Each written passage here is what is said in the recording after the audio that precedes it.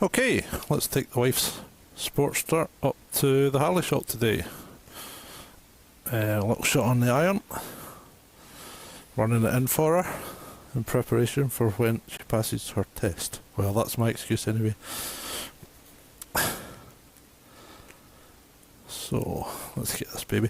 I've switched the mirrors round to 48 style because I found that every time I went for the clutch,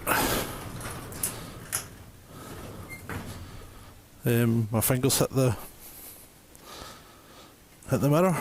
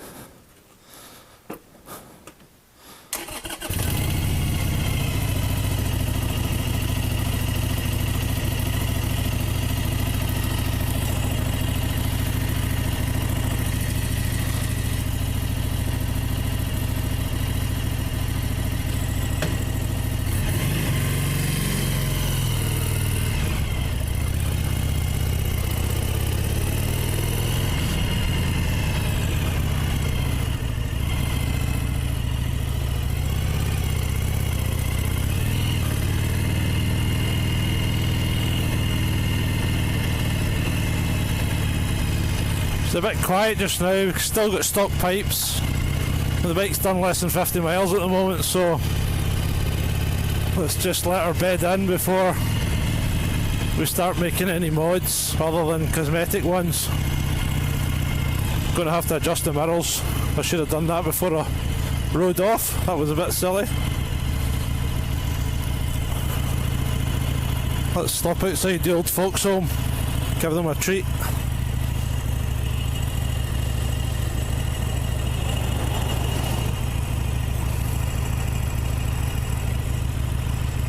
That's not bad. Okay, let's try that, see how that goes. Right, leaving not so sunny Paisley this morning. Don't know where the weather's gone. As soon as I start taking the bike out, the weather closes in again. So we'll take a run up to the Harley shop. I've got a shirt I want to get because I'm going out tonight for a few drinks with the boys. So it gives me an excuse. Pop in, have a coffee, have a chat. It's Saturday, so there'll be cake.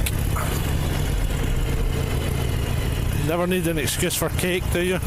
Oh, I'll just take that place.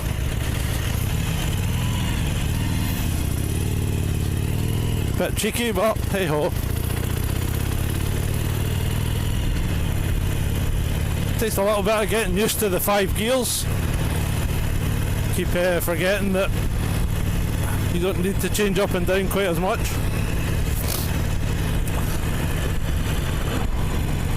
Little adjustment.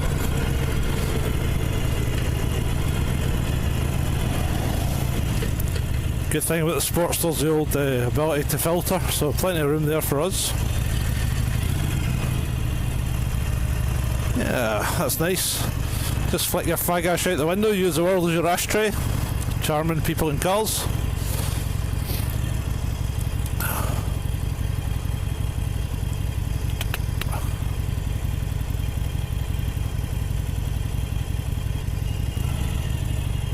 These lights are a pain in the butt. Take ages.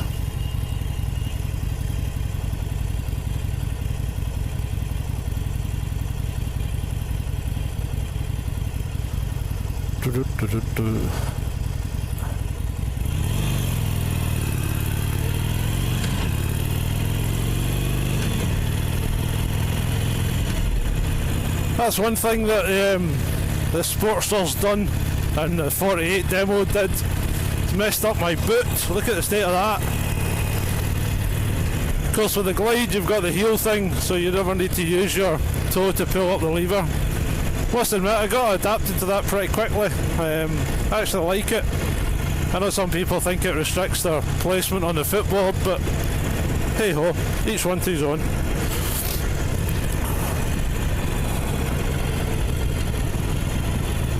This just goes into a single lane after the roundabout, so I'll not bother trying to nip past this bunch.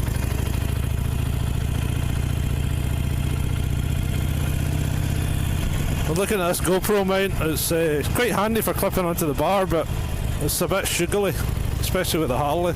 I'll see what the footage looks like. That's the GoPro Session 4. What I'm using on the helmet is a Senna 10C, which is working surprisingly well. I think the advantage on the Glide though is you can plug it into the cigarette lighter socket, so you've got power all the way, you don't run out of power. Oh, looks like it might be football on today. Cones are out. Well, what passes for football at Fair Park?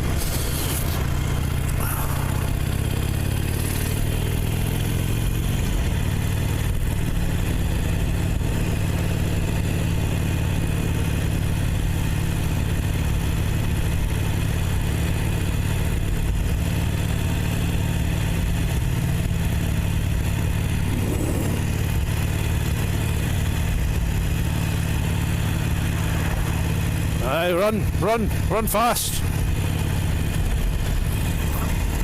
I always wonder why people do that. You know, they see a car or a motorbike or something coming and then run across the road rather than waiting for it to pass when there's nothing coming behind you. I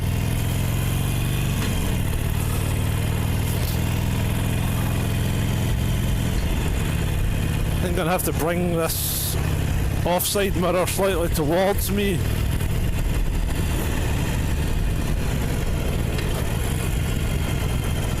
Here we go with the world's slowest corner takers. For some reason people can't go around this corner because it's a hairpin.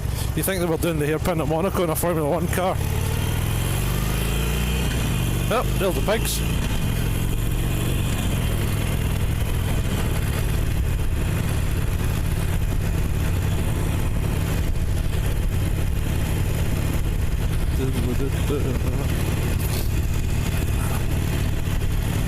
So a quick trip up onto the motorway, we'll nip through the Clyde Tunnel, which is always good. Well, it's not so good in this bike because we've got stock pipes, so we won't hear the mighty Harley roar. But we'll get there, we'll get something done with it. Whether it's a baffle modification or a set of slip-ons. I think she needs something that's a wee bit louder. We'll just be a bit tricky here as well because these lights are very short sequence, so I'll just snip in. It's handy. Good thing with the iron, it's really manoeuvrable. I like it, I must admit. It's looking good.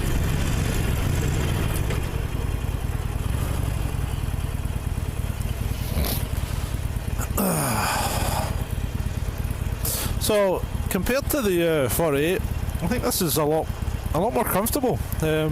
Suspension seems to work better as well. So even though it was a new 48 with the new suspension and the new seat, still prefer this, especially over Glasgow's streets, which are pretty crappy.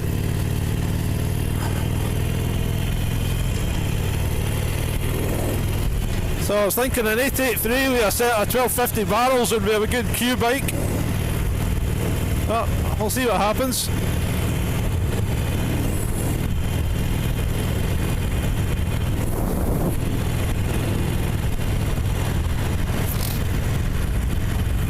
Just keep it down to about 50-55 since we're running around. I don't want to rip the nuts off it. It's still sounds a bit like a bag of spannels. You hear the push rods and everything's still very tight. So I'll give her plenty of time to loosen up.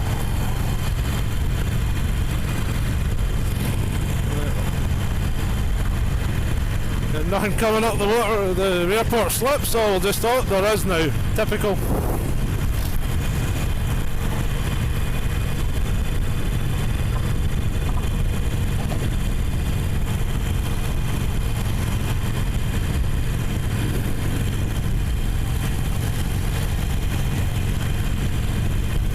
Yeah, not as nice as it was Wednesday, Thursday, but chance of the sun burning through.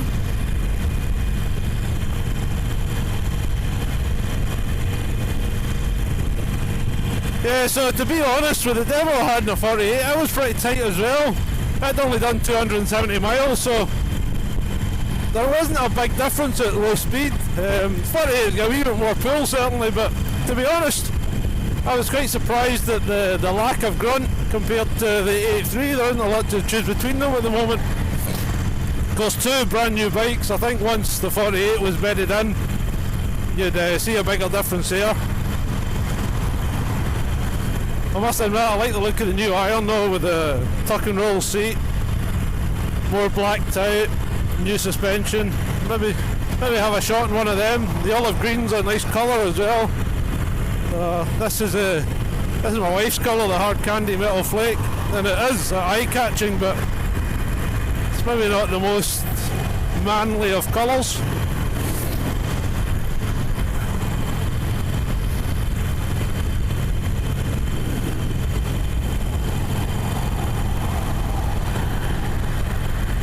Now somebody's lost their load on the motorway.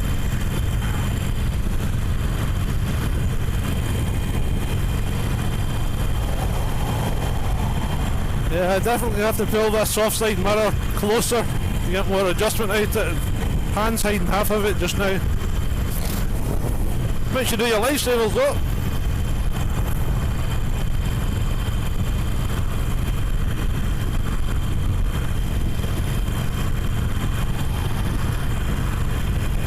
That's us sitting about 54, 2800 revs. Not bad. You actually feel the power starting to come in round about then. And I know these sports bikes guys would be laughing, but it's not a bad wee bike, you know.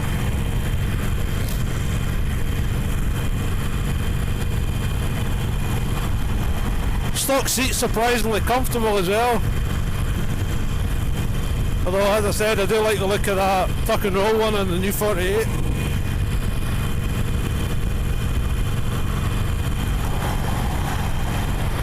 Yeah, not the 48, tuck and roll seats on the iron.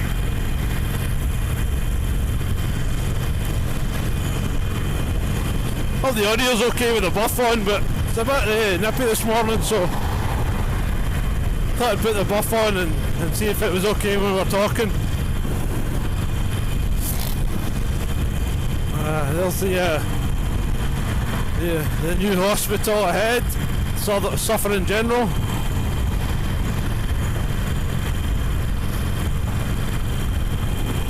So we're going to nip over to the near side lane and take the exit for the Clyde Tunnel. We'll let these cars just sort themselves out first, because they'll all be desperate to get onto the motorway. There we go, yeah, we've got a mile of slip road, but yeah, let's get across as fast as we can. Let's slow everybody down, make everything a problem. Yeah, that's us kind of sorting themselves out now. Aye, there you go, he's wanting desperate to get out as well. We'll just slip into the near side lane, we'll go through the tunnel.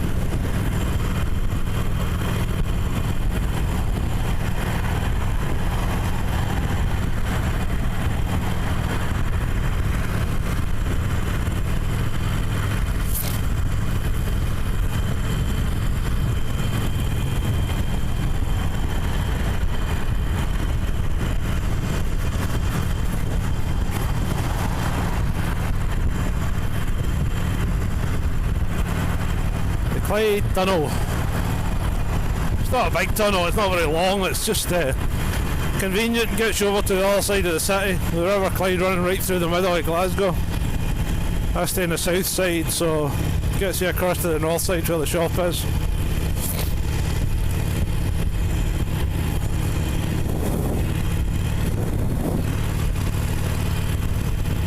Yep.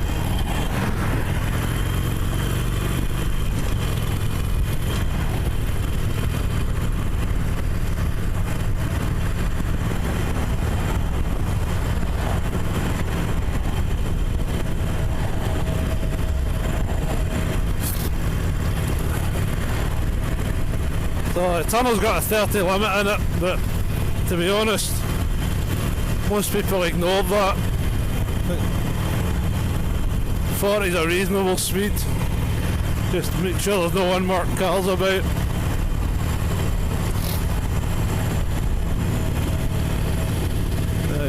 We can go in the near side lane because we actually want to take the second exit on the left, but for some reason the near side lane always seems to go really slow.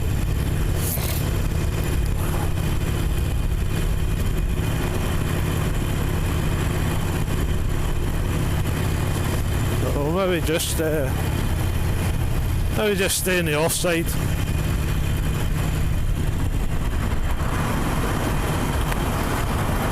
Put the visor up, helps if you can see where you're going.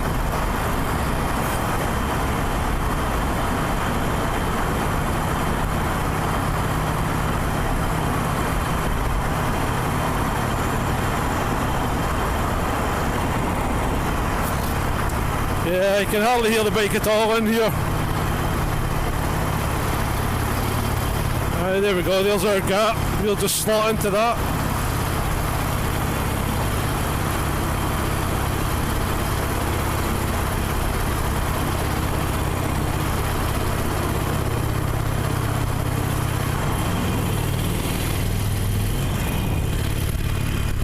There we go, nicely done.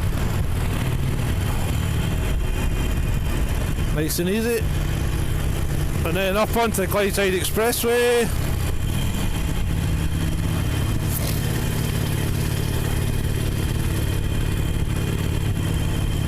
It's another bit that can be a real pain in the butt.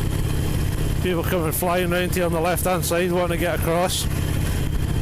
A lot of them don't understand what double white lines mean.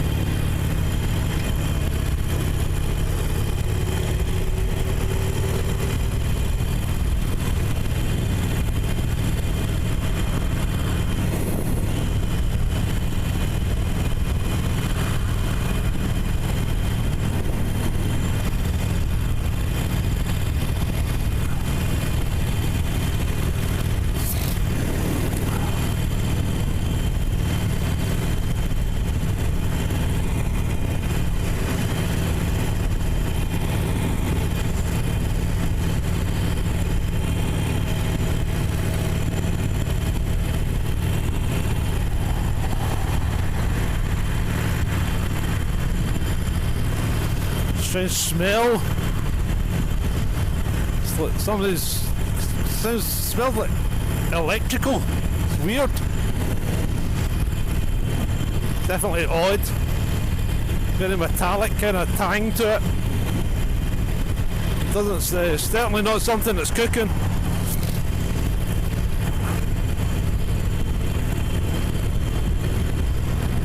It's not warm today. Feeling a bit nippy.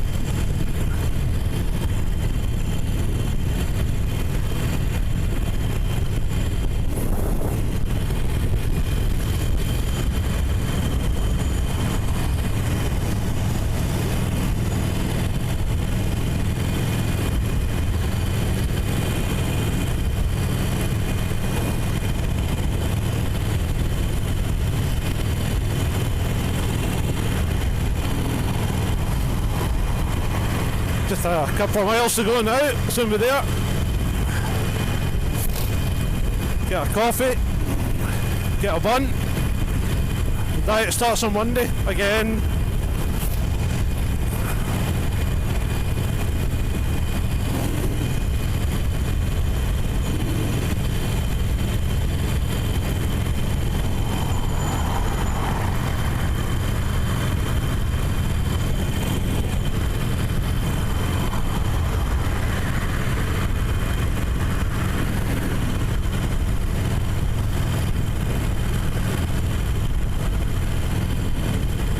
There's a crashed spaceship.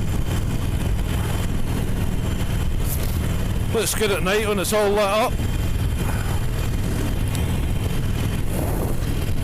We'll just take the outside lane here because there's always idiots coming up, joining the expressway and then trying to fight their way across on this slip road at the Sky Park.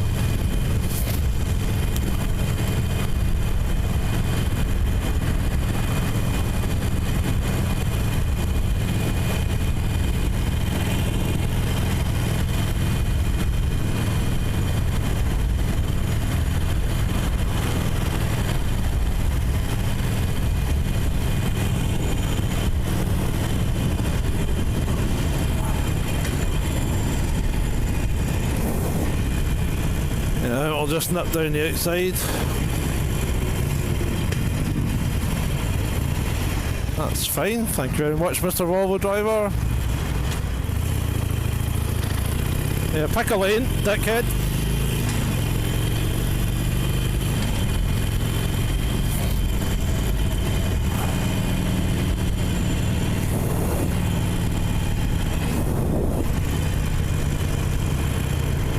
No doubt I'll annoy the traffic again because I'm fed up with them trying to squeeze past you when you're parking, so I'm just going to pull across the road once I get in front.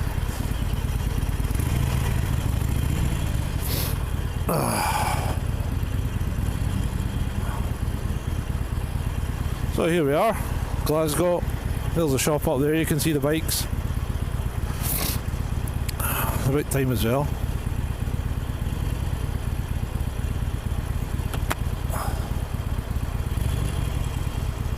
These lights are a pain in the butt as well, they take ages. Really long cycle.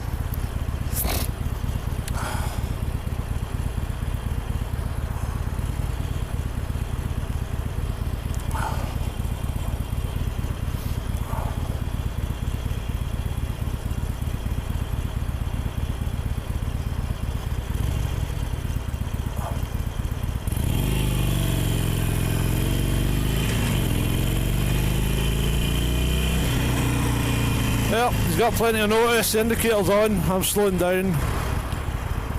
Yeah, it's a busy place. Busy place today. I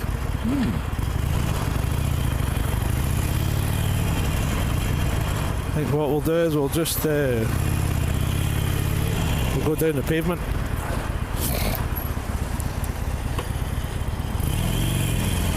Advantage of the iron over the glide as well, you can take bigger bumps.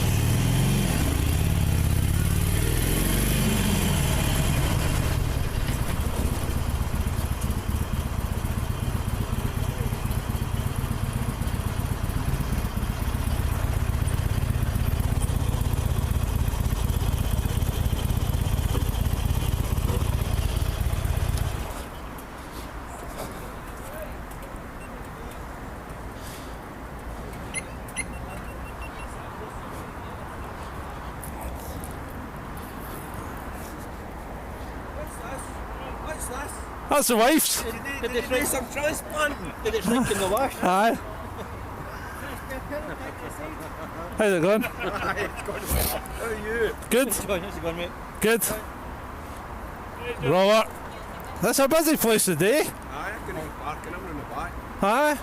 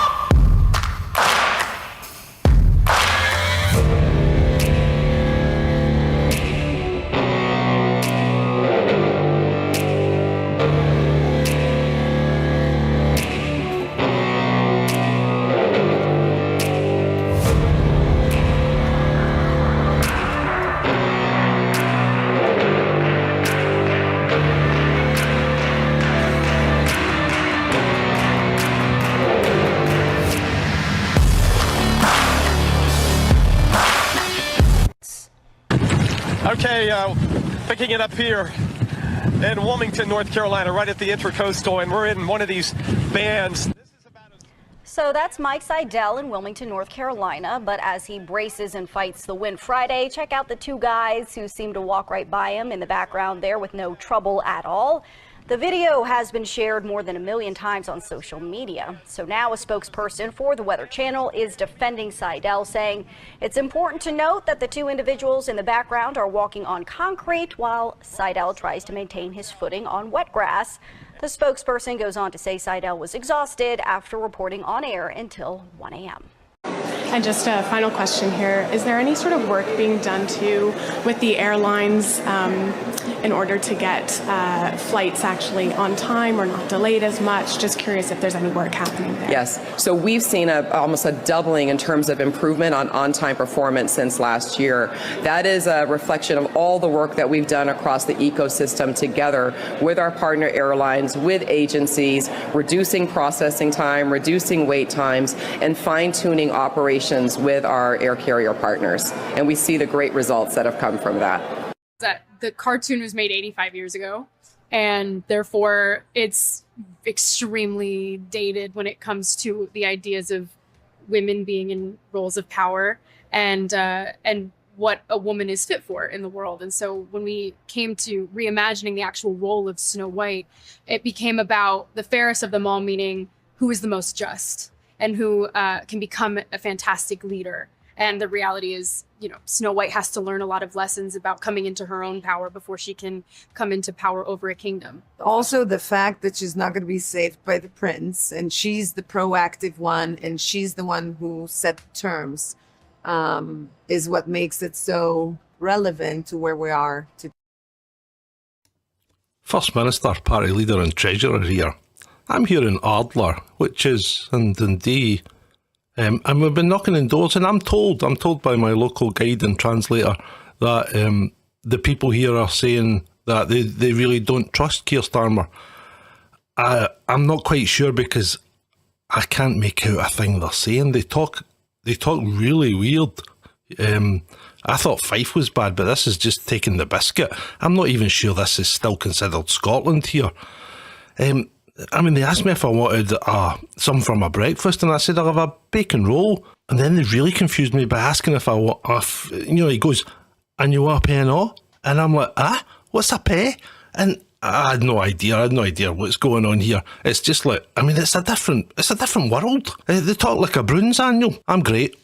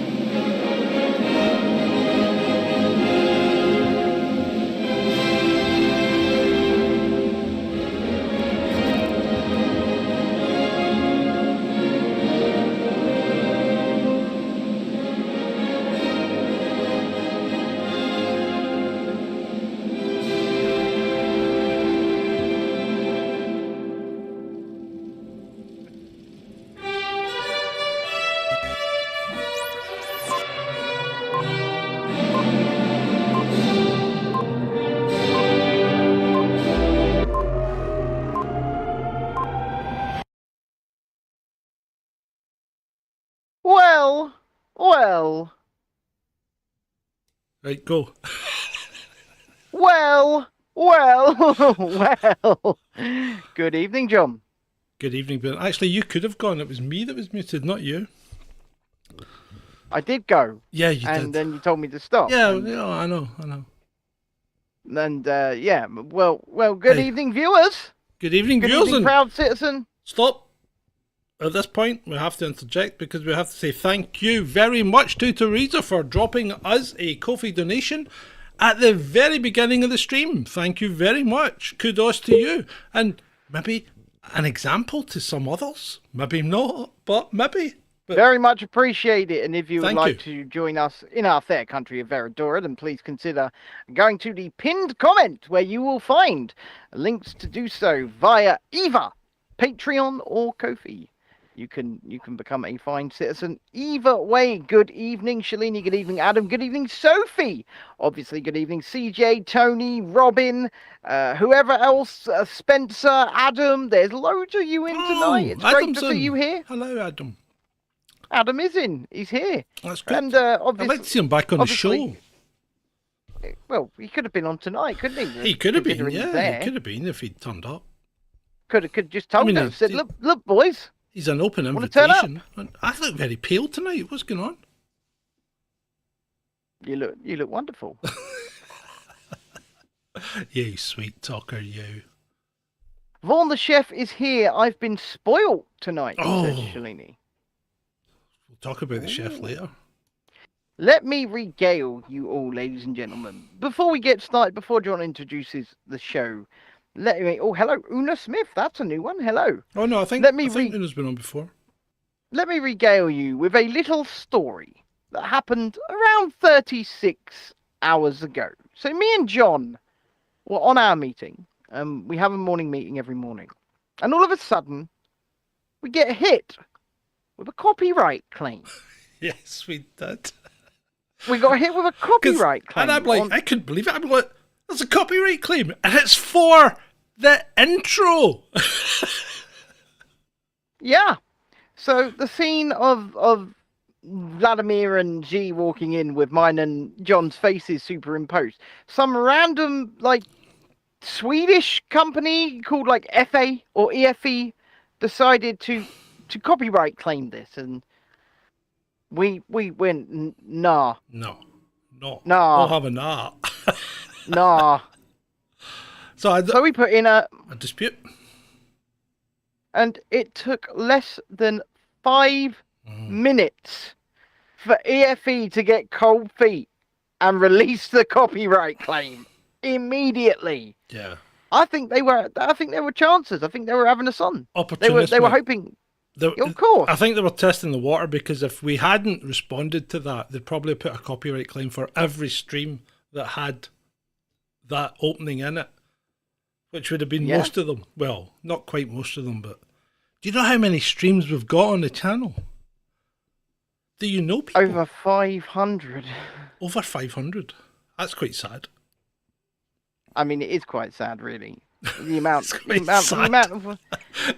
sad because you versus... still can't afford sleeves for your shirt. I know. The amount of work we put in, right, for the return that we get. So what we would ask is right now, ladies and gentlemen, boys and girls, if you are not subscribed, please make sure you are. If you haven't yet hit that like button, that helps stick it to the algorithm. But the best way to stick it to the algorithm is by doing 2 things. It's hitting that share button and hitting that notification bell. Doing those things really helps us in the algorithm. And we really do need that help, because we want to grow. We want to grow. We've been working our asses off for 2.5 years. I'd like to say something about something I said on Monday. Oh, okay. No. It's fair dues, and I was maybe a little bit wrong, because I said there's 20 people watching the stream. We've only got 11 likes, right? But I forget. You don't need to be subscribed or logged in to watch the stream. No. But you need to be subscribed or logged in to hit the like button. You do. So my question is not why is there 20 people watching it that maybe don't like us? Why are there people that aren't subscribed? Yep, please do hit that subscribe button if you haven't already. We really would appreciate it. And if you didn't see already, I put out an actual video today. Yeah, there was a bit of an audio issue. My bad, right? But other than that, I actually think it was a pretty damn decent video. Yeah, it rambled a bit. You could probably cut it down by a good 3 or 4 minutes. It was one take, John. One take. I know. No edits. One take doesn't necessarily mean it's great. I think I'm looking fat today. I think I'm going to have to go on a diet again. Well, maybe stop drinking that wine. Well, yeah, I have been bad this week. Every day I've had a drink. I mean, I only when it comes to the wine... I only had 1 can of beer last night, but the wine of the week? Yeah, what is the wine of the week? The wine of the week is... It's a Sauvignon Blanc again. Again, New Zealand, but it's a 2022 Mudhouse. Mudhouse? Quite a cheeky little number. It was cheap, wasn't it? No, it's not that cheap. It's like £9. I don't tend to buy much below a tenner, because if you buy much below a tenner, you usually get dross. Yeah, alcohol is indeed a belly maker, Indeed. and so is this stuff. If I could cut this stuff out, I'd be skinny as a rake. If I could cut this out and he could cut out the sugar, we might get one healthy body between us. Do you know what I had for dinner tonight was 3 wonderful chicken legs, and that was it. Lovely. Oh, and I did some fresh baked rolls as well. Really small little white rolls. Okay. And it was absolutely bloody lovely. I'm pretty much a carnivore, so Yeah, I mean, my diet is not my problem. No, it's not. It's those drinks. That's what it is. Yeah. You saw the pre-roll, and yes, the pilots and those in that plane did die. I have to question though what they were doing, because before anyone comes at me, yes, I'm not a pilot. I have taken a couple of lessons in the past, but I'm not a qualified pilot. But I have once flown a Robinson R-22 helicopter. I've flown a plane. But what were they actually doing? Because I know they were trying to put out the fire, but one, it wasn't that big a fire, and two, why were they so low? I don't think they needed to be that low, especially in hills. But hey, maybe I'm wrong, but then again, maybe they were, because, well, something went wrong somewhere, whether it was technical or whatever. Yeah, and it's unfortunate. And something else that's unfortunate before we introduce the show, and the chat have been talking about it, is the sad passing of Sinead O'Connor. Mm-hmm. Yeah. I am unfortunately despairing to see that people are making that assertion, and they are. Thankfully, it's not en masse, but if you listen to the statement made by the family, I'm not going to assert anything at this time, but the statement simply says that after years of struggling with mental health, Sinead O'Connor has passed away at the age of 56. So I think you can take from that what you will, but I'm taking from that, well, I won't say at this time because nothing's confirmed. Yeah. And with that, I'd like to introduce the show. Welcome, at one and all, citizens of Veridora, citizens of the interwebs, those that do like us, those that don't like us, those that do contribute, those that don't contribute. We do love you all. We love some more than others, but ultimately, we do love you all. Welcome to this Chasing Descent Live with me, John, and with Ben. It's episode 239. Cause I don't give a fuck what you say. Yeah, I'ma do shit my way. So you can go kick rocks, I'ma stack bricks up, build what I want to make. Yo, I got a lot of shit to say, so I'ma do this every day. I'll be writing things until I'm fucking buried in my grave. There we go. There we go, indeed. So yeah, it's been a bit of a day, hasn't it? It really has been a bit of a day. It started off really slow this morning, and then things just started happening. It's been quite a lot happening in the last couple of days. Quite a lot. Yeah. So where shall we go? What news shall we titillate about right now, John? Well, let's go with the same lead that we went with on Monday, right? Because on Monday we led in, I think, with the CIA being arms dealers. No, really? Yeah. Well, remember. Really? That was my hypothesis, that the CIA were arms dealing now in Ukraine because they'd lost their drug trade. I'm not suicidal, but yes. Yeah. So well, the US military just sealed the deal again, didn't they? They just released another 400 million to Ukraine for weapons and arms. So guess where that's going to go? Because they're already turning up in Mexican cartels, they're already turning up in Syria, they're already turning up in terrorist organizations across the globe. So how are they getting there? Well, it's either Ukraine, or it's somebody helping Ukraine, or it's somebody who knows how to deal arms. And they've been doing it before, remember? Fast and Furious.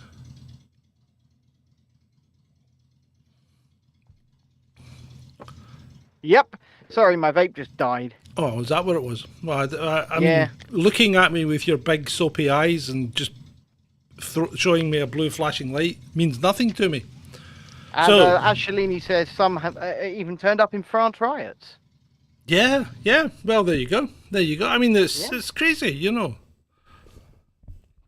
Yeah. Well, I mean, there's a Ukrainian captain gets $450 a month, and a crate of guns sells for 15,000. There you go. Well, yeah. Nicely done. Yeah.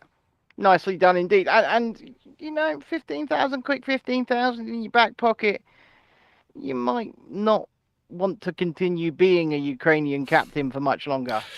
Well, you probably don't. You probably don't, because the counteroffensive. What, counteroffensive? Yeah, well, the counteroffensive is underway. Did you know? Is it? Well, yes, and while it maybe hasn't failed quite yet, it's not going well. And Mr. Zelensky has said that it's down to us. It's our fault. It's our fault. Yep, it's our fault. It's our fault. Because the West did it's our not fault. train the armed forces of Ukraine well enough. So it's our fault. Didn't train them well enough and didn't give them enough weapons. Jesus Christ. No, John. I mean, come on. How is it our fault that... Well, here's the other one as well. He said it's our fault as well that it's not going as well because he didn't want to. He didn't want the counter-offensive in the spring, and the Americans kept pushing him to. And then now that the counter-offensive is underway and it's not going well, he said, well, because he initially wanted to wait till late summer, maybe even September, right? But now that the counter-offensive is underway in late summer or midsummer, he said he really wanted to go in the spring. The guys, I think maybe the marching powders had a little bit of an effect on him. Allegedly. Well, I didn't really say anything. Just want to address the chat there for a new person, A. Wakari. Seen a brilliant post today reference the impact a war must have on climate change. So, actually, there's a question in the chat then that I'd like to address. What do you mean the back of the pack, Harold? Whereas what? Well, sorry, Harold I've only says, got top why is chat the active. Union flag, Jack? I suppose it's interchangeable these days. Why is it at the back of the pack? I mean, what do you mean back of the pack? Behind you. Yeah, but what does he mean back of the pack? Because there's four means flags there and they're all on a line. Yeah. So how can one be at the back?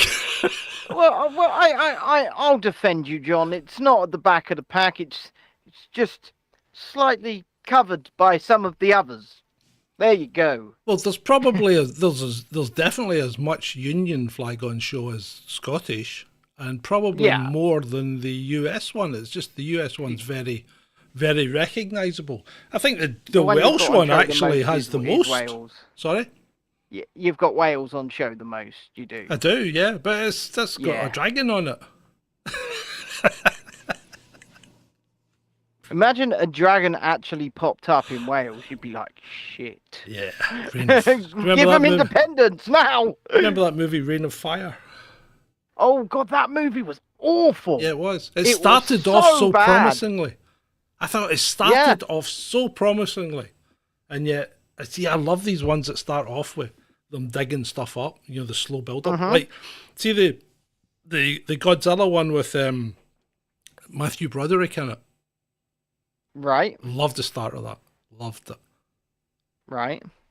Close Encounters. Loved the start of that. You know, when they were finding all the different things. Because I like that long, slow build up. I'm a child of the 60s and 70s. Boo, boo, boo, boo, boo. Oh. Julie says, he lives in my shed, does Dylan the Dragon. Called a Union flag. It's only a Union Jack on a ship. The US flag is from the Dan tribe historically. I've actually covered this, Sean, and apparently from 1986 the Navy has relinquished it and said that you can use it interchangeably now. We did cover it on the show. You can call it the flag or Jack. So there you go.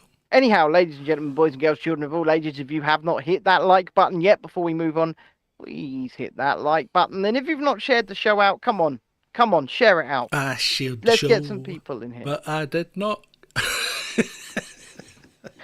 I shout to share it. No, I shared the show, but I did not hit the notification bell. He didn't do it. He didn't do it. Right, okay. So moving on. So on that, the Russian and Belarus countries are not being invited to participate in the Olympic Games in Paris. Why? Okay. Now, before anybody calls bad. Yeah, but before anybody calls me a Russia apologist, right? You Russian apologist. Listen. I'm listening. I'm not a dog. Putin, right? Putin. Right. I don't care for him. Yeah, I don't care for his government. I don't care for any of them. I don't care for what they're doing. I think they're assholes. Same as I think any world leader practically is, including that Italian bird. But but anyway, point I'm making is that the athletes, the people running the track and swinging on the bars, swimming in the pools, have absolutely nothing to do with what the governments are doing. Like, governments having dick swinging contests and waging war on one another is nothing to do with little Anastasia, who just wants to hop around the floor and do a little bit of ballet and a tumble. Yeah, but they're the people that always suffer in these things. I mean, let's face it, it's not the governments that suffer in these confrontations and these disasters. It's always the people on the ground that suffer, and in this case it's the soldiers and the civilians of the respective countries that are suffering. It's not the governments that are suffering. I don't see Zelensky in trouble, other than the fact that he might be over imbibing. But you know, I'm pretty sure he's got a bolt hole. Could you have a quick look at your focus? It's probably because I've moved back a bit. That's probably better. That's better, yeah. Yeah, let me just shift my chair. Come on, shift my chair. Yeah, I don't want people to think that you're not as beautiful as you are. I am pretty goddamn beautiful.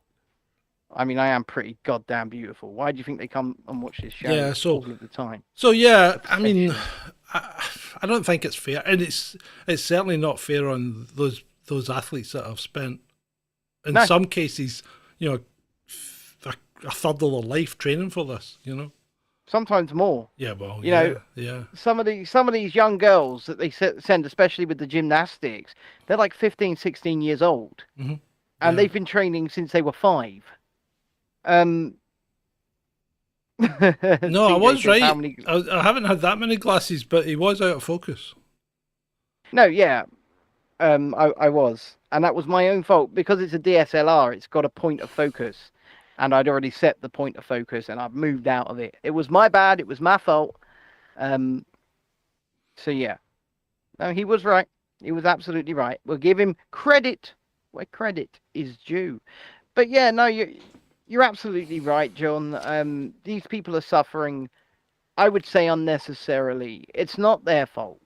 It's not the fault of the average 9-to-5er. None of this is the fault of the average 9-to-5er, and that goes for both Russia and Ukraine. It's not their fault. But the thing is, Ukraine will not only be invited to these things, I'm going to say it, people will perform worse so that Ukraine can get some medals.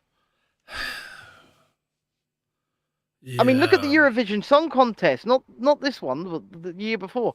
You can't tell me that song that they won with was even a song, let alone a good song. I don't even know what it sounded like, mate. I can't. They were just going, oh, that was it. Were you there? It was crap. It was crap. Were you there? Anyway, right, moving on. Shall I move on? The Fremantle High... Oh, I knew it. He's too sensitive. He just can't take it. He just can't take any kind of criticism. Come on, little boy, come back. Anyway, the Fremantle Highway is on fire in the North Sea. So this is... You say, what is the Fremantle Highway doing in the North Sea? The Fremantle Highway is a car-carrying ship. 200 metres long, 32 metres wide.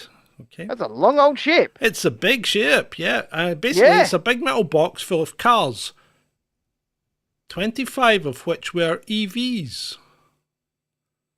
And apparently the fire started in one of the EVs. That's what we're being told. Now, as we all know, and you should do by now if you've listened to us ad infinitum, once you start a lithium fire, it ain't going out. It's not going out. So, do you remember the Samsung Galaxy Note? Was it 4 or was it 7? The one that got recalled and... Yeah, the one that kept blowing up. Yeah, I remember it. Lithium fire. I think it was a 4. It out. Yeah, I think it was a 4. Yeah, do you remember the Dell laptops that used to catch fire and people had to throw them out the back garden because you can't put them in? Anyway, where was I? So the whole ship has been abandoned and was drifting in the North Sea, but it's apparently now under tow, but it's still burning. So things ruined. It left Germany. It was only like a day or two into its trip and it caught fire. It was probably end up sinking soon, won't it? Well, they're trying to stop it sinking, I think, because they're worried about the environmental impact. Of course they are. So there you go. The environmental impact. But apparently this isn't the first. There's been quite a few of these ships going up recently. But John, the environmental impact caught fire suddenly. But aren't these electric vehicles meant to curtail environmental impact? It seems to me like they're actually having the adverse effect in this case. Well, I think you've got a bit of a problem with electric vehicles because the manufacture of them isn't a particularly clean process. No. And they use loads and loads of plastics, which is made from oil based. Yeah. And they use loads of precious metals. Yep, which is usually mined by children in some faraway country. Cobalt, lithium. Yep. So, I think the environmental impact of and then again, who's producing the electricity depends where your car is and who's producing the electricity. Because, like for instance, today, if you've got no wind, there's no wind power, so all your electricity's coming from gas turbine. Yeah. Yeah, well, absolutely, and it has to be. So your electric cars has been powered by gas. It doesn't matter what the ultimate source of power is. If the electricity was made by gas, you're driving a gas-powered car. So I saw a tweet from the world's biggest arsehole, Matt Hancock, right? I thought you were going to say Deborah Meaden. Well, we'll get onto her, I'm sure, in a minute, because... Oof. But he said that we need to bring forward the target to get everybody into electric cars. That's because Matt is nothing but a bandwagon jumper. Well, he is, absolutely. But Matt, what you don't seem to understand is we do not and cannot have the infrastructure in this country, both with the electrical grid and the ability for everybody that owns one to charge one. We don't have the ability to do that. We can't have the ability to do that. We would have to triple the infrastructure that we have. And then, even if you are able to do that, even if we manage to do that, where are all these chargers going to go? 50 people live in a high rise. How are they going to charge their cars? It's not even... Come on, Matt. It's not even the cars, mate. You know what it is? It's... if you made everyone buy a heat pump, which is what they want to do in Scotland, or else you can't sell your house. Right? I just had a brand new gas combi boiler installed. Yeah. So apparently in Scotland, the SNP want to bring in a rule that you can't sell your house if you haven't got a heat pump, basically. You can't sell it if you've got a gas boiler. But anyway, so if you installed a heat pump in all the houses, the grid couldn't keep up with that. The grid would melt down. Absolutely. And they don't work. So they're terrible. They are terrible.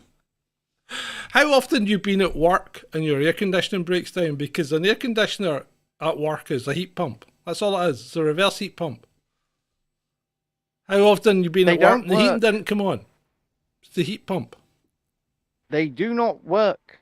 And Sean says, and they cost the same as a house Andy says that effing heat pumps are the size of a house. And ladies and gentlemen, boys and girls, if you want to guarantee that your comment gets read, then feel free to stick in a little super chat, and that will pop to the top, and it will get prioritized. And it's entirely up to you, obviously, but and they get progressively louder as they get older.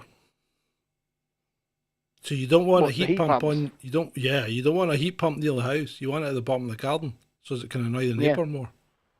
No, you're absolutely right. The fact of the matter is, the net zero goals are not only unobtainable, they are completely unrealistic.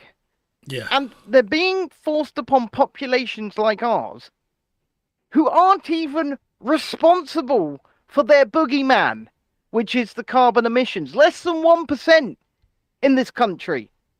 And countries like China and countries like India are not going to stop.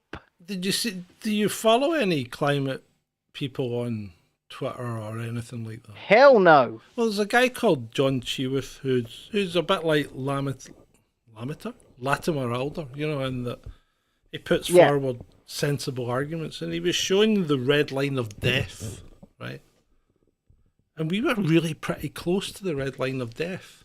Because the red line of death is when CO2 gets so low per million, you know, parts per million, that plants die. And if we get to that point and plants die, you know who else is dead? Us. Because if the plants all die, we all die. Ah. Oh, Adam's just sent me a picture. He says, I've got the live chat on my telly. He's watching the show on his telly, and he's got the live chat. That's pretty cool. Good for him. Well done, Adam. Good for you. Well Could have told us that via super chat, though, couldn't you, Adam? Yeah, he could have. Or he could just have made Chat a Kofi donation. is better than super chats. More money goes to our estimable host. That's correct. Well done, Tony. Somebody's listening. Somebody's listening. That's true. Same with, Patreon. You know, either one. Did you hear that? Make your choice. Yeah. Did they guys hear that? I don't know. Well, I did. So you heard it go, that's true? Twice. Did you guys hear it go, that's true? Because I didn't. Twice. They did hear it. All right, okay. They heard it. Oh, there right. Well, you go. And if you did want to support us for either Patreon or Kofi, as is being said in the chat there's pinned comment right there at the top of the chat there. That's got the links to Patreon and Kofi, and also a link to the Rumble channel if you want to subscribe there as our backup channel. So yeah. We just need cash. I know a lot of people want to send blankets or water. Just send your cash. Our Lord and I have a Saviour. £286 bill I have to pay this weekend, and I still don't know how I'm going to pay it. Yeah. Anyway, moving on. Yeah, moving on. Moving on. Let's move to our next esteemed topic. What have we got? What do you got for me? Give it to me, baby. Uh-huh.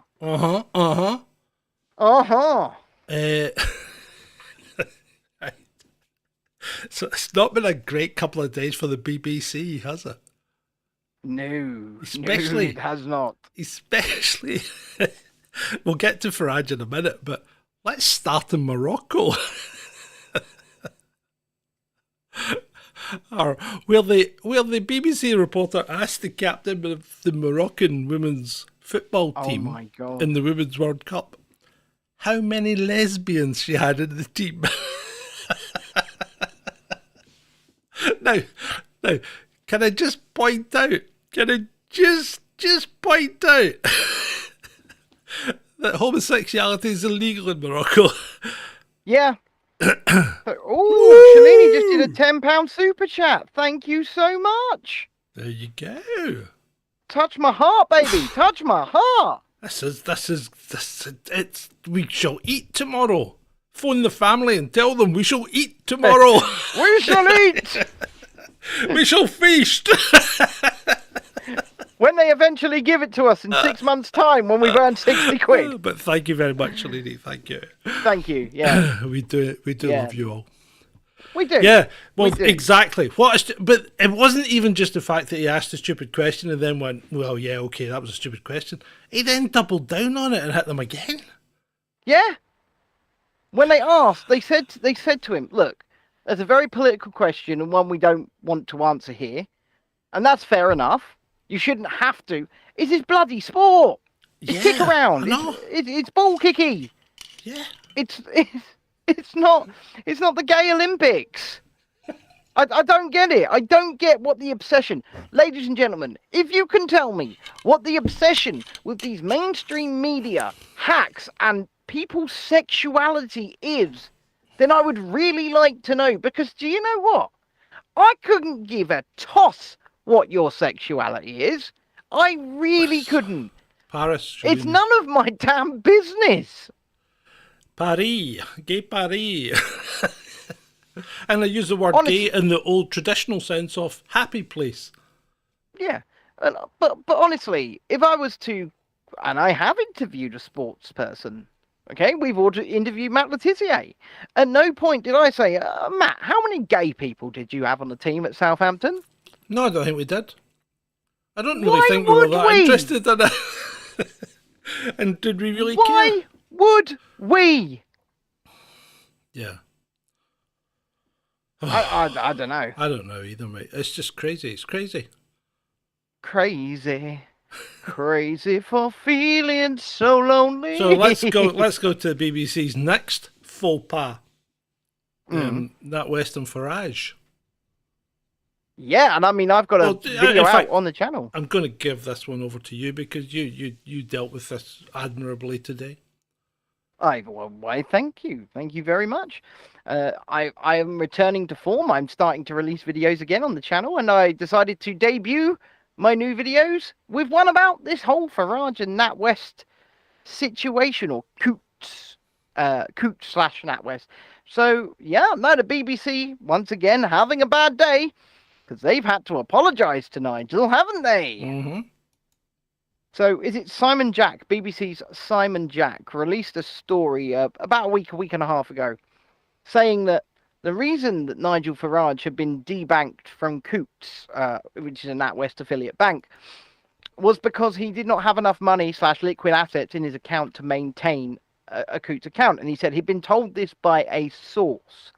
Now, things happened over the past few days, which basically an image surfaced of Mr. Jack having a dinner sitting right next to the CEO of NatWest. So it was 2 and 2 together make 4 who that source was. Yeah.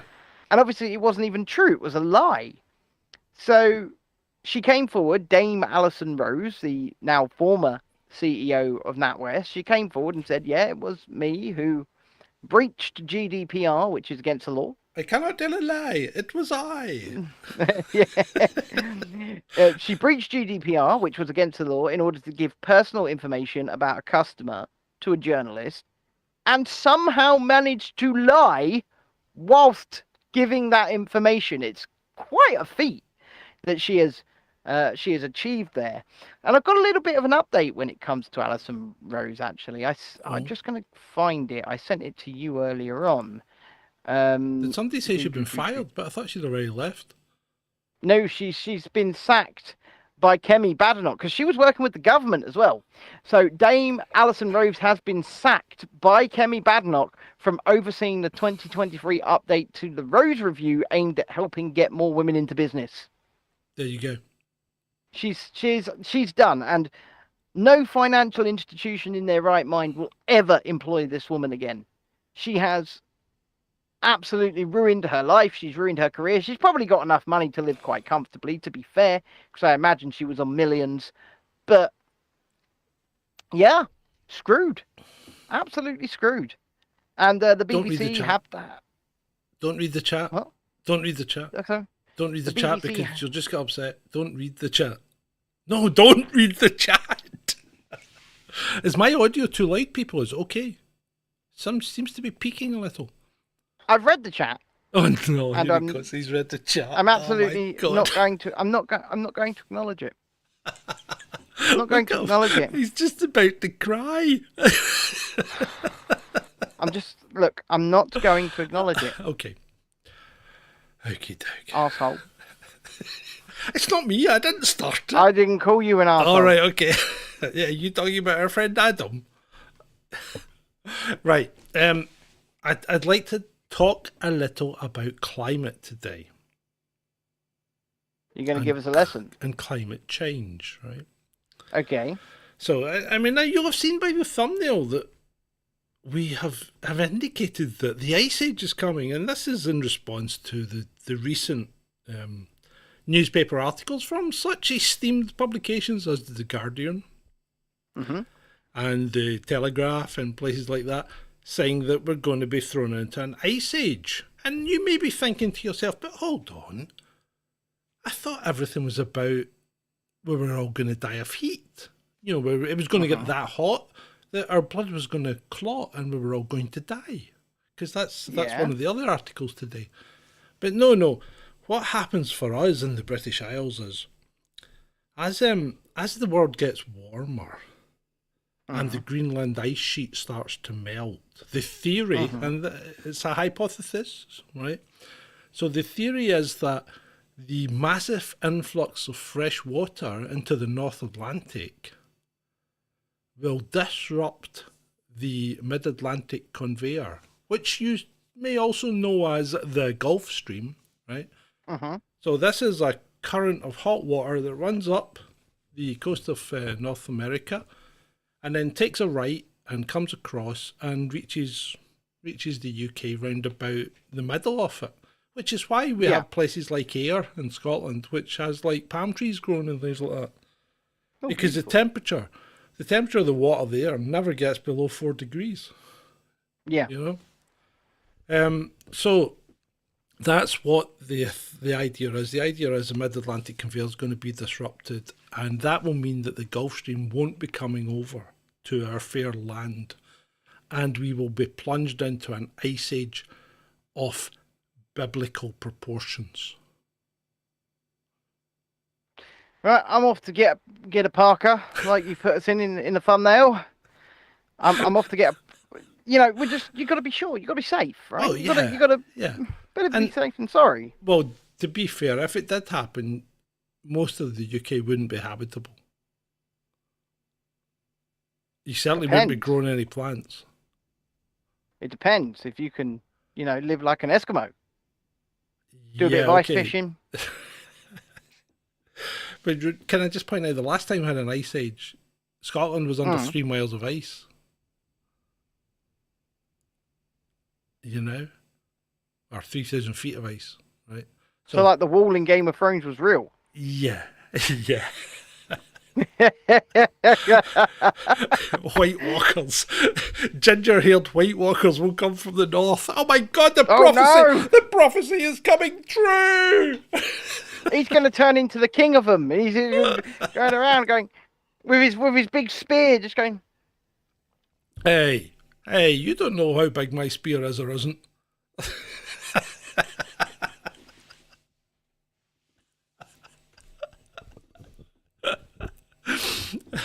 Right, okay. So that's the problem is no one really actually knows properly how the Mid-Atlantic conveyor works. So it's all conjecture. Nobody knows properly what the weather's going to be tomorrow.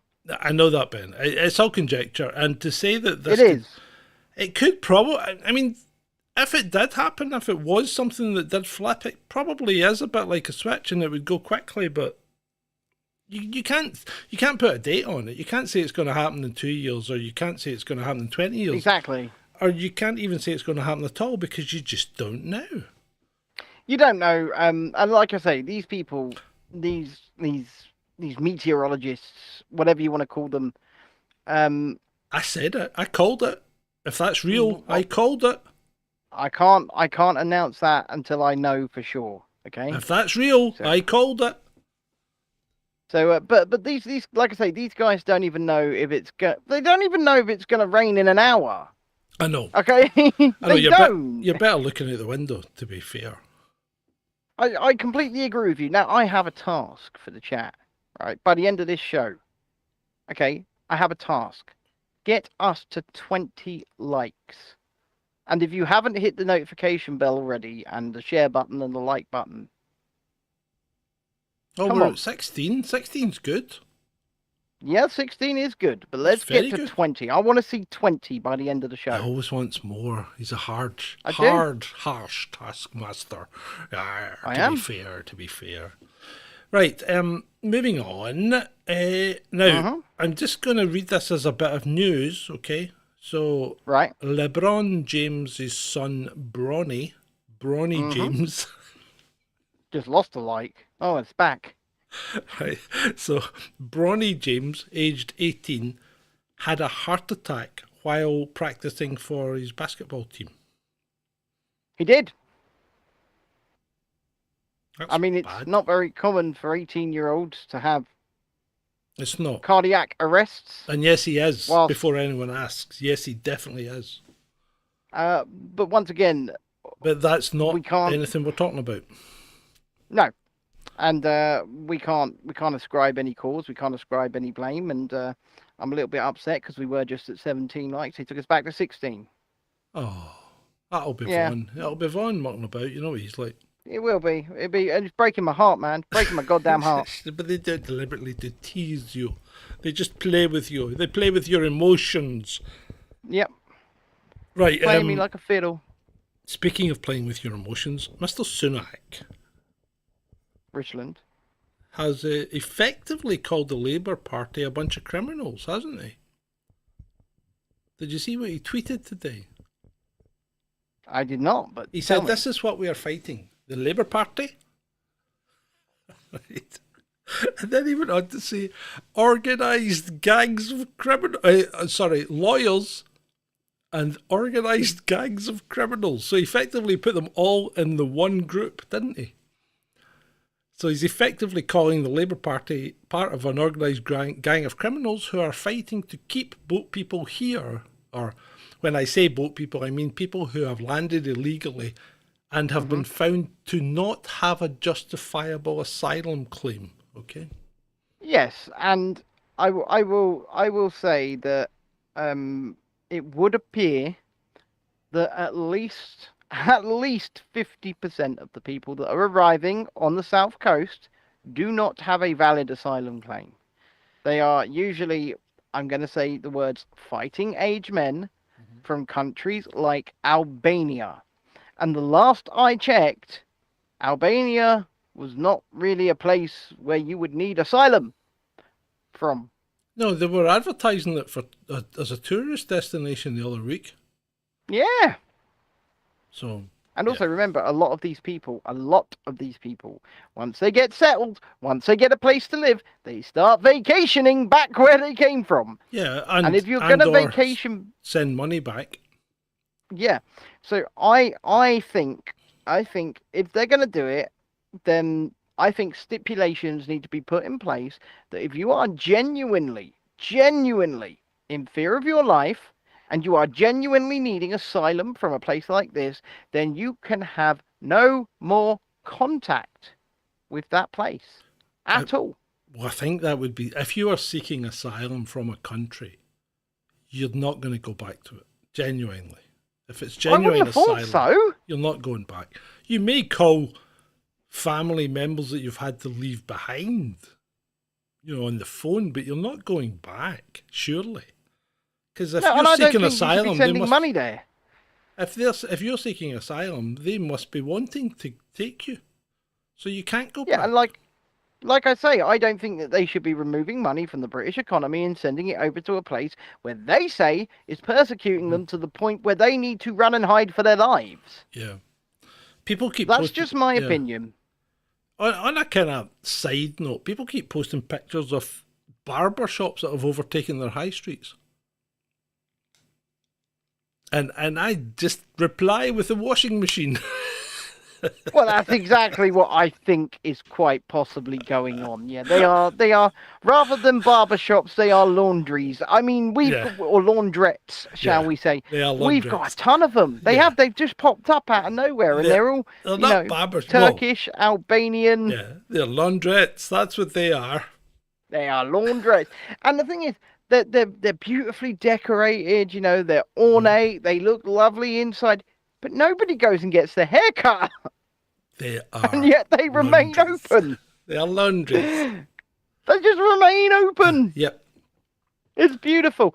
Oh, before we do move on to our next subject, just a reminder that newest member of the team, Dwarf in Chief Cherie, shall be returning this Friday to chat with us about the new Wonka movie and how Hugh Grant, a very, very, very normal-sized person, has been digitally turned into a dwarf to play an Oompa Loompa. I think, I believe a dwarfish actor has already had a go at him for it now. Yeah, our good friend David Nolan sent me that story this morning. He said, for you and John. For you and John. And I was going to send it to you tomorrow so that we could start researching. And possibly, and I'm not terribly 100% sure yet, but there may be a little catch-up tomorrow between me and Nick to talk a bit more about the Byline Times and the Dan Wootton issue. So I need to confirm that. Tomorrow's Thursday. When did I last do a rabbit hole? Was it last week or the week before? Last week. All right, okay. So I've got another week before the next rabbit hole. I can't remember what I'm doing. What was the next rabbit hole about? I don't know. I can't remember. Good grief. I don't know. That's your bag. I need to speak to Ed. I spoke to him earlier today. I was wanting him to make a meme for me. Do you know what I think we should do? We should start making some Down the Rabbit Hole merch. Tony says, Cherie is lovely. That'll be a good show. Not that it's not usually. Yeah. Thank you, Judy Tony. says, we got a bubble tea store in our pitiful market here too. Mr. J tried one the other week. Awful stuff. We've got a bubble tea store in the town centre now. And they get massive queues for it all the time. I saw bubble tea in Denmark when I was there during my CV tour 2022. Sorry, 2021. And I didn't partake of it. I just stuck with the traditional hot chocolate. Yeah, and Judy says overpriced crap. And you know what? In my opinion, that's exactly what it looks like. Yeah. I don't quite understand why people are buying... Huh? Putting beans in tea. What kind of beans? They're not... They're just little balls of... Is it tapioca? I think... I'm not sure. I don't even know what's in it. Sounds foul. Well, it looks foul. It does. It looks foul. And like I said... Well, it's almost as bad as that. Well, of course, Vaughan likes it. Yeah, it's almost as bad as that... what's it called? That New Zealand practice where they offer shots at the horse shows. Oh, no. Yeah, stallion shots. Oh, no. And apparently they can't sell enough of them. Yeah. Oh, no. Apparently these horsey types like to down a quick shot of stallion juice. Hey, look it up if you don't believe me. If you don't believe me, do your own research. But apparently it's very, very popular. And I think they even flavour it sometimes. It's not my cup of tea. Strawberry and cum, guys. Strawberry and cum. Get your strawberry and cum. Apparently it sells out really quickly. Apparently it's a bit salty though. Oh, you think? I don't know. You tell me if you've been tasting. Right. Anyway, shall we move on? Germany. Speaking of strange people, Germany is to send Skynex. To send 2 Skynex units to Ukraine, right? So Skynex is apparently an advanced anti-aircraft system. Good name. It's going to kill us all. Skynex. Not Skynet, Skynex, right? Yeah, they've just slightly changed the name so that we won't know. I know. Well, they can't use Skynet because we have that already. The UK military has Skynet. But anyway, so Skynex has been sent to Ukraine and is good at shooting down drones, apparently. It only needs like between 2 and 4 shots to take out a drone. But it can fire 1,000 rounds a minute. It's one of the fastest purveyors of shells into the air. Now, the only thing that I found that might be a slight flaw is it's $4,000 a shot, which is even more than your New Zealand ones. And who's paying for that? Well, I who guess do the you German think's public. paying for it? We are, and the Germans. Well, the and German public in this everybody's case. paying for it. Everybody in the West is paying for it. It's certainly not the Ukrainians, are they? I'm still wondering how they're fighting for our democracy. You know, it's a genuine question I'd like to know the answer to. How are they fighting for our democracy? We keep getting told this, and I would like to know the answer. If anybody has the answer now, please stick it in the chat. And once again, let's get us to 20 likes for today's show, please. I'd really We're down at appreciate 15 that. for a minute there. I'm getting sad now. Yeah, we know there's an actual real company called Skynet. Yeah, absolutely. Absolutely. It's quite terrifying, really, isn't it? Mm-hmm. But what would become more worrying is if there's a real company called Cyberdyne Systems. And then Skynet's only and they've got an inventor named Miles Dyson. Yeah. I'll be like, I'm out. Skynet's only the actual product name, not the company name. Yeah. Cyberdyne Systems, and they've got that triangular logo as well. Yeah. You'd be like, absolutely not. Nope. Let's shut this down before they've even started. Yeah, let's not You go, but we're only a cleaning company. Sure you are. But Yeah, one of day, course you are. one day you're going to find a chip. And an arm. And that day shall be the day that humanity ends. CJ says the sci-fi movie is a warning, not an instruction manual. Exactly. Right. Exactly. Over 200. Well, let's paint the story first. So Tesla, that well-known electric car brand, okay, has a bit of an issue that gets reported quite often called SUA. Expand. Sudden unintended acceleration.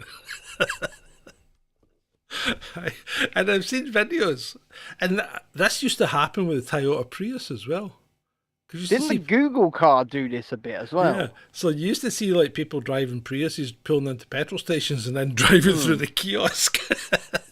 Not because they wanted to, but because the car just leapt forward. So I've seen a few Teslas do this. And somebody posted a community note today on Twitter of all things, right? Which I thought, this is going to be good, right? So somebody posted a community note saying that while there has been many reports of sudden unintended acceleration in Tesla motor vehicles, it has been found that over 200 of them were just people confusing the brake for the accelerator. No, I just don't get that. See, no I way. believe that. No Okay. way. 200 over 200 were people just pushing the accelerator instead of the brake. Yeah, and I believe that, and I'll tell you why I believe that. Because the number's probably more like 2,000, and they're just not telling you about the rest. No, but even so, I mean, have you driven you drive an automatic? I do. Yeah. Well, I drive an automated manual car. Oh, right, okay. But an automatic has two pedals, an accelerator and a brake, and the brake's like three times the size of the accelerator. Yeah. Yes, occasionally you might mistake the brake for the accelerator because the brake's that bloody big, right? But you're never going to punch the accelerator instead of the brake. No, if you've been driving for more than a month, you know. And most people, I don't know. Most people that have got Teslas have been driving for a while, you know. They're I don't know about other people's cars, but also my accelerator is a floor-mounted pedal. So it's mounted on the bottom rather than the top, and my brake is a top-mounted pedal. So there's a vast difference between the way they act and the way they feel. Yeah, okay, thanks for that. It's of no consequence. No, but what I'm saying is that a lot of automatic cars are doing this these days, and it's so that you know they feel completely different in the way that they the way that they operate. So but it's to not be just fair- the sizes. Be fair, most cars, most people driving cars, if they're going to make a mistake with the pedals, they either hit the brake instead of the accelerator, or they hit the clutch instead of the brake, right? Yeah. They don't tend to hit the accelerator instead of the brake. No. Now, sudden unintended acceleration is a phenomenon you get when you're learning to ride a motorcycle on a number of occasions, right? Because what people do when they panic is they go like that, which opens the throttle, right? So they're on the handlebar, they've got hand throttle, and they go like that, right? That's not the same thing as driving a car. Yes, No. I'm not interested, Adam, because I'm not even convinced that you're capable of walking safely. Never mind driving a car. I do worry about that boy. I do. I mean, do worry about that. He's boy. a tech guy. You should see him. You think we have problems? I mean, I will say this: he is a very, very, very good digital artist. He does some he makes some very good stuff. No. I'll rephrase that for you. Go He's on then. very good at forming the instructions for AI to draw pictures. Yeah, these days. Yeah, because he doesn't do These anything days. himself anymore. But the stuff he used to make Yeah, was he used to be fantastic. good. He used to be quite a decent spud, but now he seems to be involved in local politics and doesn't give us any he's time very at much all. involved. Yeah, he's abandoned us and he's gone to hound the council 24/7 where he lives. And I think he's involved with liberals.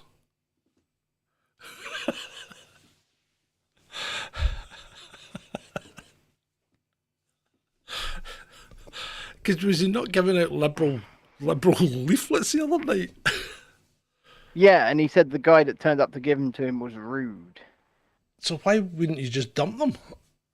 Well, that's what I said. Well, he does like an open fire as well, and I just said to him, "Look, you got some Tinder there. Yeah. Got some Tinder. There you go." He says liberals stink. Yes, he says that. But do we trust him anymore? He may have been. I think he might have been replaced. Have you been Apparently watching? they're still on his table. Have you been watching that Secret Invasion thing? I've just watched the final episode of it today. Is the final episode 6 or 5? Yes, 6. I haven't seen 6 yet. I've seen up to 5, so no spoilers, please. But I actually Okay. found it quite interesting. Apart from Kobe. Rest in peace, Kobe. And that You shall be missed. squeef out of, what's her name, out of Oh, Dragons. Game of Thrones. Yeah, she's on it.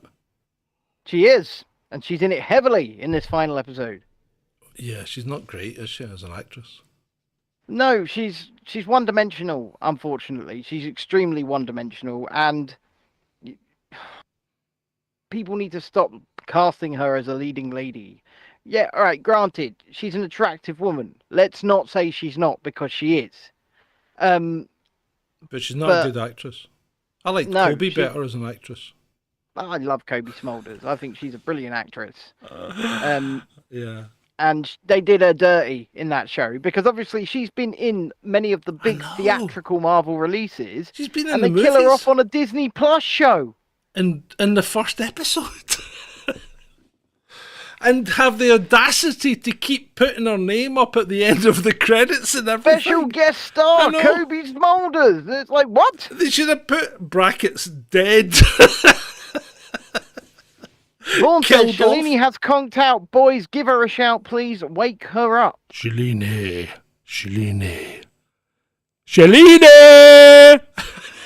Wake up! Wake up! That's it. I ain't got nothing else. I can't give That's her it. anymore. Can't do it. So there we Can't go. do it. Shalini is buffering. I like that. That's good. That's witty. I like it. That is very good. Anywho. Yes, my man. Apparently it's I heard you were sleeping, Shalini. Vaughn told us to give you a shout. He did. He told us to do it. Yeah. To be fair, you can look back in the chat. You can see it. We should have asked. We missed a trick there. We should have asked for money before we did it. Yeah, we should. We should have said, a little bit of a Patreon. Join us on Patreon or whatever. Yeah. Anywho, what have we got next? Right, Kevin Spacey. Kevin Spacey. Wow. Not guilty. Did you see that one coming? Did not see that one coming. Across the board. Across the board, 100% found innocent. Mm-hmm. Exonerated, not guilty. There you go. The question is, what? Does he get his career back? Okay, I thought you were going to say something else, but yeah, I don't know. I mean, does he get his career back? What happens? Did anyone like castigate him? Well, he's been completely blacklisted from Hollywood, and in fact, there was a movie he was in. I forget what it was called. Oh, and they replaced him, didn't they? They digitally replaced him with Christopher Plummer. So yeah, completely took him out. Yeah. So that's yeah. Well, it doesn't matter Tony how much says it doesn't matter how much it cost them if it's true or not. You see that right? Well, so this is where we are, people. This is the problem, right? Because and this is where the sides thing doesn't work, right? Yes, I agree. I know where you're going. Yeah. So he's either guilty or he's not guilty, right? Mm-hmm. He either did it or he didn't do it. If he did do it, but there's no evidence and he's been found not to be guilty, then he's got to live with that, right? Absolutely. If he didn't do it and has been found not guilty, he's still lost everything. You know what I mean? Mm-hmm. So the question is, why would you still keep going at him if regardless of what you think, he's been found not guilty, right? Well, exactly. So the question is, who do you believe? And you can say, well, I don't believe the justice system. Well, if you don't believe the justice system, then you live out with the law. So you really don't believe in the rule of law anymore. So you're really an anarchist, yeah? And I'm not having a go at you because you're perfectly entitled to be what you want to be. If you want to be an anarchist, I'm right behind you. I'm not far away myself. Well, for legal reasons, and I'm going to address the chat here. Shalini, I could not call O.J. Simpson a murderer on this show for legal reasons. No, of course you can't. Right? I mean, the guy got found not guilty. He got found not guilty. Now, he was found liable for wrongful death in a civil suit. Yeah, right. Forget the civil stuff, right? Forget the civil stuff, because the civil stuff, in my view, as an ex-cop and purveyor of the law, as it stands, criminal law, civil law doesn't count when it comes to this, because the standard of proof is not held up. It's not held up to scrutiny, You need a much lower standard of proof to get someone convicted on a civil case. And you get people convicted in a civil case that would be just thrown out of a criminal case, because you can't take someone's liberty away for that. So if you can't take their liberty away, why can you take away their career and their money? Well, this is a very good question. And so, like I say, despite the fact that people rightfully or wrongfully believe that OJ did it, the law says he did not, first of all. Yeah. And second of all, the question I have to ask is this. If somebody is acquitted and found guilty, where's the line? Because, people get found guilty of this, that, and the other all the time. Murder, rap. And yet people will still call them a rapist when the law says they're not. When the case says they're not. Well, yeah, I know. And so at what point do we turn around and we say, well, it's a difficult one, and it's the thing is, the only people that really cheers, thanks Jedi, the only people that really know, right, are the people involved, right? So the only people that really know are him and the people that he allegedly did it to. Absolutely. Right? So either someone's making it up and they've not got what they wanted, or he did it and he managed to convince a jury. I would have thought so, because this was a criminal trial. Yeah, he In managed to London. convince a jury that he didn't do it, right? So you got to say, you know, the thing is, it's like you say, Ben. Where's the line? Because if you're gonna be a law-abiding person, you have to respect the law. If you don't respect the law, you can't be a law-abiding person, can you? But the thing is, if somebody's accused of something, they say they didn't do it, they're brought to trial, and either it's completely proved they didn't do it, or the standard of evidence was just not great enough to prove that they did do it. Yep. Can you then continue to say they did that thing? No, I don't think you can say it. Yeah, I don't think you can. And I think CJ's got the right he's got the right tack there. Avoid the law wherever possible. But yeah, Don't fight I mean, the law, it's a 'cause the really law usually wins. It's really, really tricky because usually there's no smoke without fire, you know. I think maybe, and this is one occasion where Scots law does have that thing that you don't get in most other countries. You've got 3 verdicts. Right. So you've got not guilty, you've got guilty, and you've got not proven. Right. And when you get a not proven guilty, it means you didn't meet the standard to prove that you were guilty, but we still think that you did something wrong. You maybe didn't do the whole thing wrong, but we still think you did something wrong, you know? Yeah. So Tony says, oh, that's an interesting statement, actually. He says, that's why juries must take precedence over AI in criminal trials. Yes, they are fallible, but they can't be programmed as easily. And do you know what? I completely agree. I don't think artificial intelligence, or whatever they call artificial intelligence, because as we've tried to explain on this show before, AI doesn't exist, should have absolutely no place in the criminal justice system. No. Absolutely. Especially now. You know, it's in its infancy. It's got no place whatsoever. Right. So being look at things that have happened. And sometimes not that recently, right? But things that have happened, like shooting down. Do you remember shooting down the Iranian passenger plane over the Gulf? One of the American warships shot down an Iranian passenger plane over the Gulf, killed everyone. I don't recall. No. Right. I may have been too young. So this happened, right? But these missile systems, these defensive missile systems that are, once they're placed into an alert status, the human operator doesn't make the decision to fire. The human operator makes the decision not to fire. Absolutely. But that's on a time thing. So if the human operator, right, dithers and dances about and thinks, should I, shouldn't I, sometimes it's too late and the missile goes.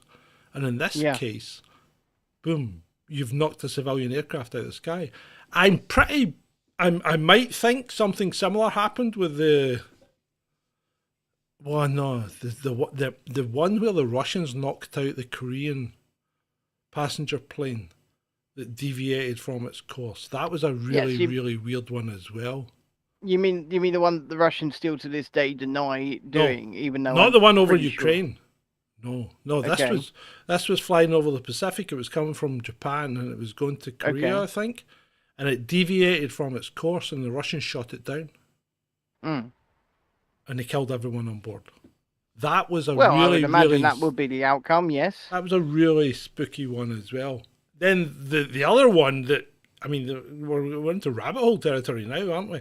Is TWA 100, the one that took off from New York, flew out over Rhode Island, turned to head towards the UK, or Paris, or wherever it was, and people said a missile came up from the ground and freaking took it out. Now, there was a military exercise by the US Navy ongoing at the time. Did a similar thing to what happened in the Gulf happen? Did the missile system track the plane and go, there's a threat, there's a threat, there's a threat, are you going to cancel me? No. Boom. Away it goes. Yeah, I would imagine that is a likely scenario. And then it all gets covered up. and suddenly it's a loose connection in the fuel gauge that caused an explosion in a fuel tank that's full. Yeah. Yeah, a full fuel tank. And remember, jet fuel is basically paraffin. It's not petrol, right? You need more than a sparked. Yeah, I mean, if you've ever, I mean, you won't know probably, but if you've ever tried to start a paraffin heater, it takes a good amount of heat to get the thing going. You don't start it with a spark. You're absolutely right. You're absolutely right. Paraffin heaters can be a bit annoying. In fact, I'm not reading anything. I'm trying to retweet the show so that more people drop in. What about black man found dead in lake of Martha's Vineyard's home of Barack Obama? Did you hear about this one? Yes, it's Barack and Michelle's personal chef, in fact. Aged 49? Aged 49 years of age, apparently went paddle boarding alone in the lake and couldn't swim. And why would you go paddle boarding if you can't swim, first of all? And ended up drowning. Right, so why? Why would you go paddleboarding if you couldn't swim? I have no idea. I wonder if the Clintons were around at the time. Yeah, well, it's a bit... See, the problem is, how much did he know? Did he know that Big Mike might be running for president? Right, we have to be careful here, because do you know what? It is this story that got professional moron Dumb Luca banned from Twitter. Why? Because he was going hard on this. About he what? was making some he was making some allegations. I'm not making any allegations. I'm just saying. Why would you go paddleboarding if you can't swim? That's just okay. Well, Sean says he could swim. Right. Well, Sean says he could swim. There's vids of him doing laps. He was a strong swimmer. But yeah, no. And I know people like Dom Luca. Right. I know people. Over 500,000 people bloody like Dom Luca. I don't quite understand why people like Dom Luca. He is mad. He's off his rocker. Yeah. Right? Completely. Some of the stuff he says has merit. Some of the stuff he says has merit. I haven't seen but much then again, yet. a broken clock is right twice a day, and he is one of the biggest QAnons going. Yeah. But, you know, at the end of the day, I hope he gets his Twitter account back, because people shouldn't be banned. Oh, thank you, Vaughan. Thank you for the £1.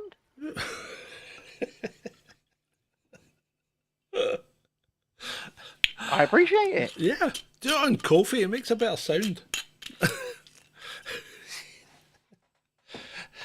He says, shout Shalini again, please. That's why he's given us the £1. Shalini, my darling. Shalini, come to me. Come to me. Come to the voice. Do not go to the light. Come to the voice. Shalini! Speaking like that, I'm going to get a register for you to sign.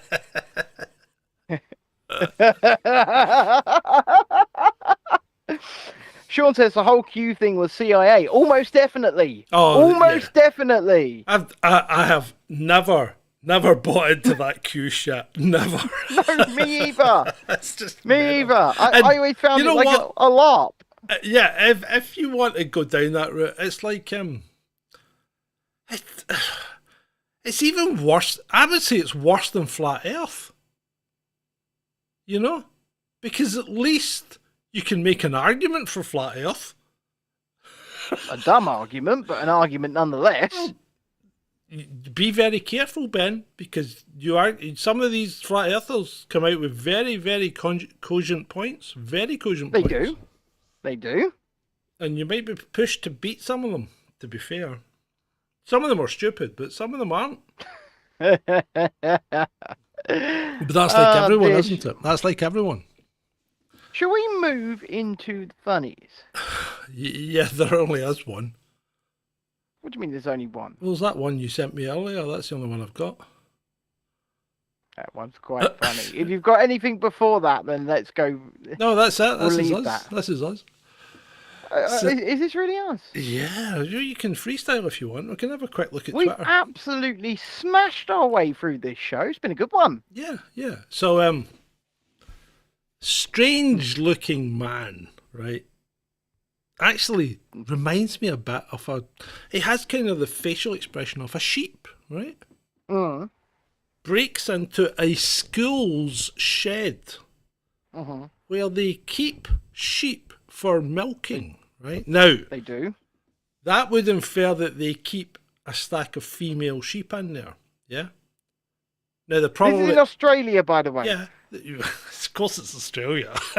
So they've probably got, although the guy did have a kind of Greek name, didn't he? But anyway, they probably got a male sheep, a ram, if you will, to keep the females kind of fertile and then lamb and things Yeah, like of course, yeah. So this guy breaks into the shed of sheep with nefarious sexual intent.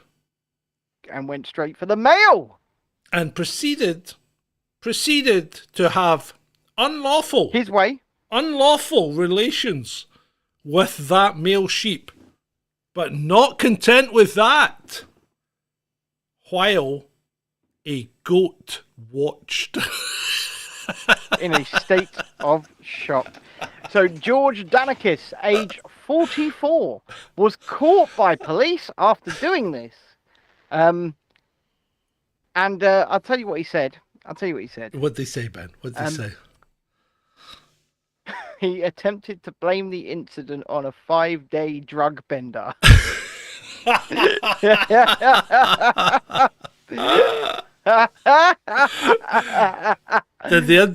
also heard they interviewed the goat. All they probably got out of it was No. The goat said the goat said he'd had his eye on that sheep for a while. Because he thought he might swing that way. too soon. I mean, so yeah, this happened in this Australian man anyway. So Australian man sentenced to 3 years in prison for this. By the way, he's got 3 years in prison for this. Bit extreme, maybe not. I don't know. What do you think, John? 3 years for bestiality of a sheep. Yeah. What do you think? I have no idea. How do you explain to your inmates what you're in for? What do you say? Well, I mean, the thing is, they're probably going to look at him and go, right, okay, I think we'll just leave this guy alone, actually. What are you in for? He's the one a sheep. Tony, I want to push back. I want to push back, Tony, because he's the one dropping the soap.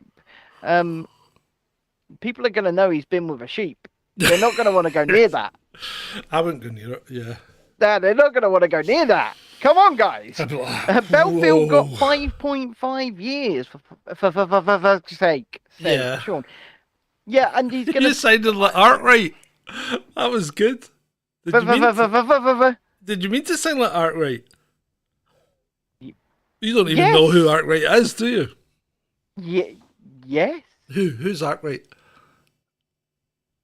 Who's Arkwright? No. You don't know.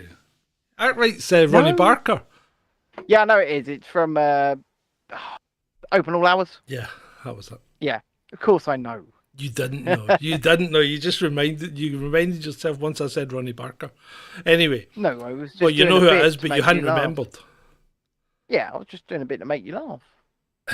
Barbara was interviewed and she said she was glad he got sent down. Who was Barbara? Barbara. No, but it was a male sheep, Adam. Keep up. See what I mean about this boy? He's just lost it. I think he's trying to multitask. Yep. He's trying to multitask. He's got to stop jacking off while he's watching the show. It's affecting his brain. I mean, to be honest, I completely understand why he would do such a thing. And then sell it as a shot. At a New Zealand horse race. Take it into the wife. Here you are, dear. Here's some Prosecco cream. Oh, sorry, Vaughn, have I given away your secret? Here's some Advocaat, dear. Have you get any more of those custard tarts? Oh, Jesus. Come on now. Oh, don't. Stop this. Stop it. Oh. Robin says, come on, guys. It's not even Friday yet. True. Very true. Very true. Are you doing Very a video true. tomorrow? Are you? Am I doing a video tomorrow? I am unsure at this particular moment in time. And the reason is I have to look after my daughter for most of the day. So I will be unavailable for the most part. That's a struggle. Unfortunately. Well, yeah, she is Satan incarnate, so... Did anyone see the crane that collapsed in New York? Oh, yeah. That was dodgy, wasn't it? Jesus. I think it had been on fire for quite some time before it did collapse. That's actually a question I meant, and I'm glad you brought that up, because that's a question I'd like to ask. What is there in a crane cab that can burn? I mean, other than the seat, what else is there that can burn? Is it not just made of metal and like knobs? No, I mean there's things like gearboxes and stuff, isn't there? There's going to be in order to a bit of oil. Yeah. Sean says my daughter looks after me now. Well, unfortunately, my daughter's 6, so I am still having to be the parent, shall we say? Teresa comes out with a good tweet there. Why do politicians go on social media to communicate with the people who pay their wages and then ban any replies from the people who pay their wages? Well, Matt Hancock, yeah. That's a perfectly valid question, and in fact, I think they should be disbarred from doing that. Don't think they should be allowed to. I think if they choose to go on social media, they should have to listen to what the public say, regardless of what constituency or whatever you're in. You're a public figure, you're a public servant. You should not ban any member of the British public. Well, did a judge in the United States not demand that Donald Trump unblock absolutely everybody he blocked? And I agree with that judge. I think he's right. While he was the president, of course. When he's not the president... Oh, when he's not the president, do what he likes, yeah. But if you're a public servant, then you should have to listen to the people that you have chosen to interact with. And Matt Hancock has chosen to interact with us. And before people start to ask us about the whole UFO stuff, I'm going to be completely honest with you. I didn't watch it. First of all, didn't watch it. What UFO stuff? They've done the whole UFO hearings in the Senate in the United States. Oh, they were done today. Right, some guy's gone on oath and said that the US government have got bodies in craft, right? Yeah. Yeah, okay. Regardless of whether you've taken an oath or not, if you are nuts, you are nuts. You know what I mean? And you can say what you like, and case in point. Are you going to believe it, you know? What do you mean, case in point? Thanks. I think it was that nuts. No, I mean, I'm going to be completely honest with you. You have to be a little bit nuts in order to do what we do and consume the news and talk about the news and read all this stuff. And I find the UFO stuff. I can't. Right, for the life of me, I cannot figure out why an alien race has been coming here for tens of years now, right? If you believe the sightings and everything, or even hundreds, right? Or maybe even thousands. Why an alien race has been coming here for what? What are they getting out of it? I want to know what these alleged aliens... Is this the zoo? Is this like a visit to the zoo? What are they getting out of it? I want to know what these alleged aliens' alleged obsession with people's assholes is. Because it's always the anal probe. Now, what is up there? Right. So what is up there? That's the only thing I could understand. Well, ask the sheep in Australia. Right. No, I mean, what more can you do? I mean, how many cows' arses do you need to take to figure out how it works? Well, how many people do you need to abduct and shove the probe up there? Come on! It's just like... I got taken up into the spaceship and they put the probe in my butt. I know what it is. I know what it is. I know what it is. It's people that have taken a load of LSD? No. It's people. It's people who have, shall we say, experimented, right? Mm-hmm. And then thought better of it and thought, how am I going to explain this?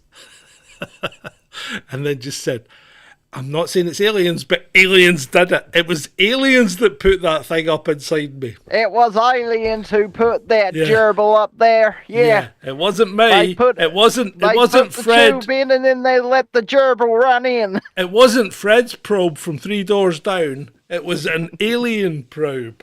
That's what it was. I think that's what it is. It's people that can't come to terms with their own infidelities. 'Twas them aliens done it. Mm-hmm. It was. Definitely not having experimentation with James down the street. No, Yeah. not happening. Yeah, it was it aliens. wasn't that. Yeah.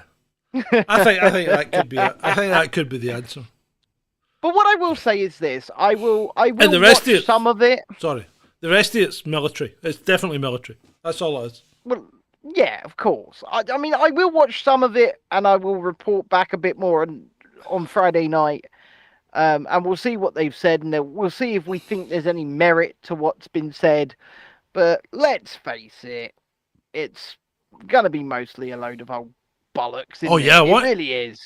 Robin says, was it I that wants to do skin? Yeah, Skinwalker Ranch is fantastic. But that's not aliens. That's interdimensional portals. It's completely different.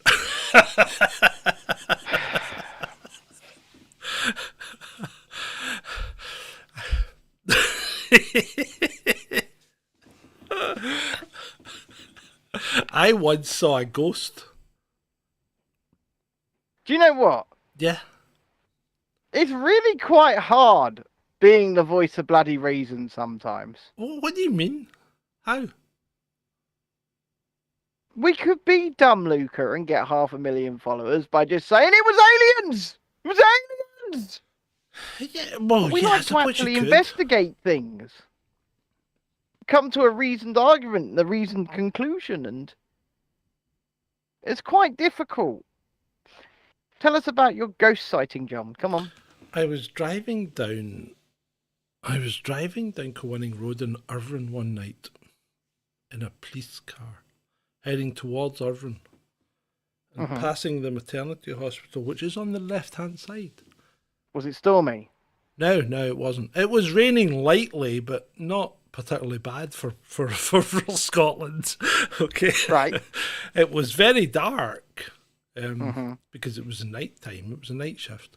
And I'm driving along the road with my colleague beside me. And as we got near the mortuary,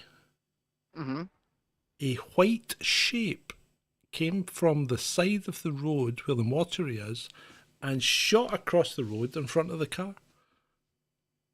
And I'm like, what the fuck was that?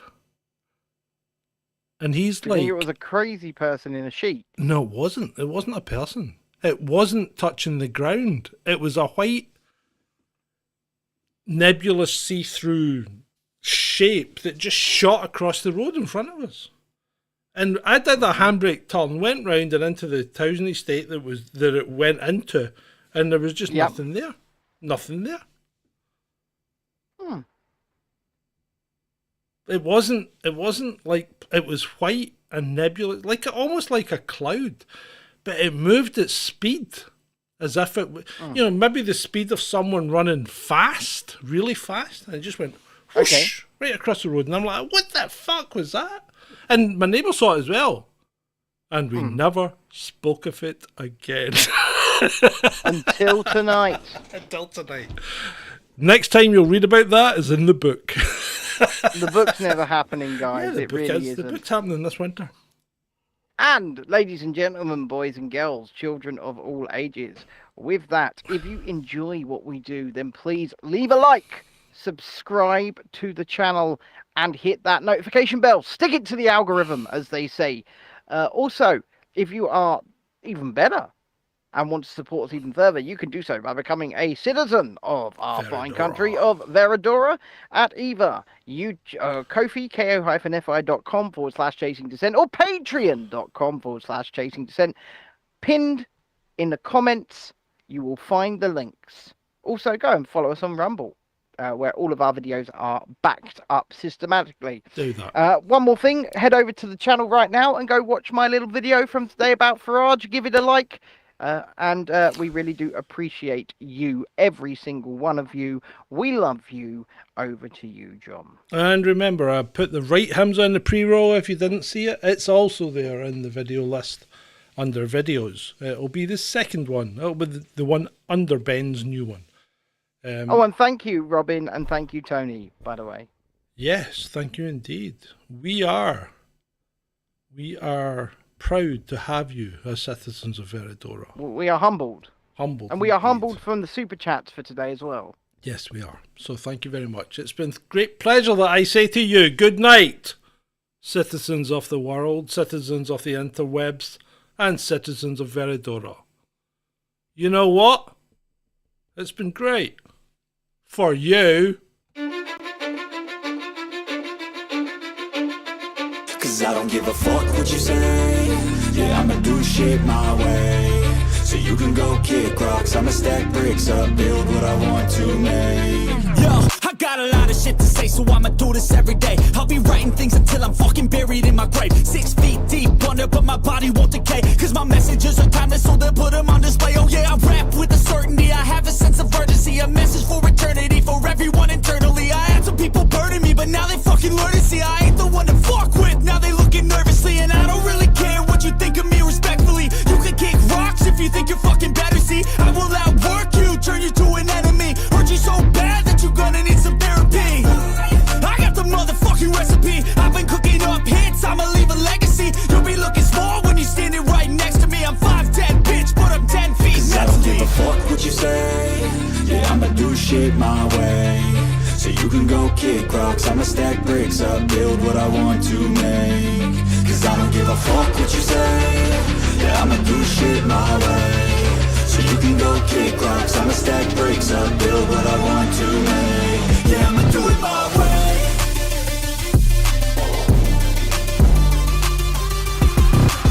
I can't contain it, I'm coming out with a statement. You really changed, man, all your music and arrangement. You don't know shit, shut your mouth, you can save it. I'm the same dude that got his come up from the basement. 100 songs, 100 weeks, didn't change it. Experiments, development, intelligence, and patience. I'll do it all again, cause I never feel complacent. Let's keep the good vibes, positivity's contagious. I'm never looking back, cause I made a life that's passionate. A college graduate suppressing all his talents, yeah. He found a way to go and change, become an advocate. For taking control of your life, go out and battle. And you think you have a dream, then act on it. Get after it, get out your head and fucking capture it. You got one life to master it. Don't give up on your future, we all start losers. We're all late bloomers, gotta struggle through the sewer. What you say? Yeah, I'ma do shit my way. So you can go kick rocks, I'ma stack bricks up, build what I want to make. Cause I don't give a fuck what you say. Yeah, I'ma do shit my way. So you can go kick rocks, I'ma stack bricks up, build